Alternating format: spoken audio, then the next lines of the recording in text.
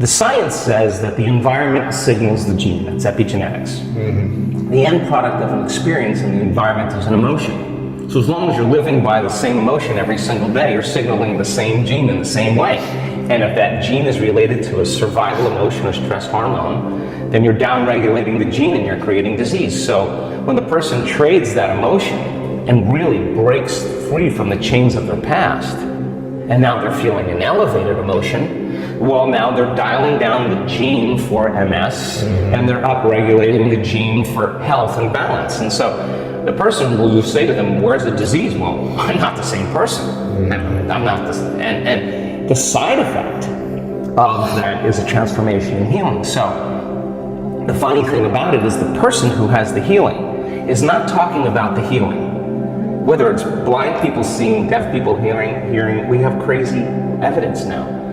What they're talking about is how amazing they feel because they're refreshed. They got a new lease on life, and so now we have evidence in our research, and that silences the critic to show that what's possible for people.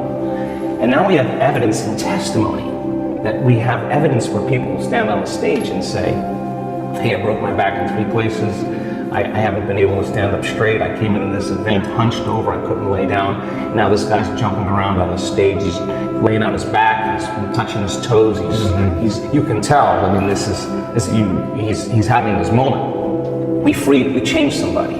Someone with Parkinson's disease can't swallow, can't chew, can't blow her nose, can't stand up. One moment. The next thing you know, she's blowing her nose, chewing and swallowing. We changed her body.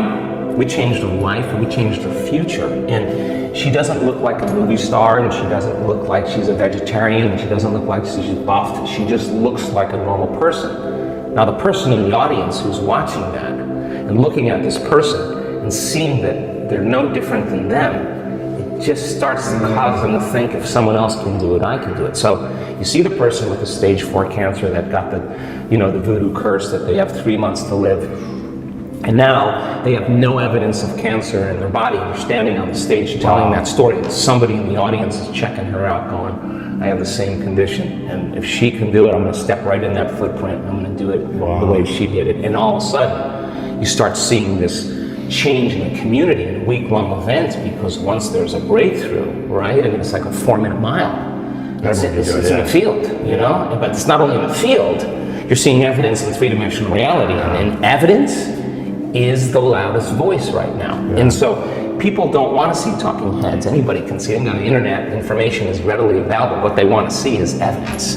And so when you have evidence in the scientific realm, and you have evidence in a community of people, and you're not doing anything that's so extreme that excludes anybody. It's inclusive, and we're using science as the contemporary language of mysticism. It is science that's going to demystify the mystical. If I talk tradition, culture, religion, any of those things, spiritual principles, people are going to shut off.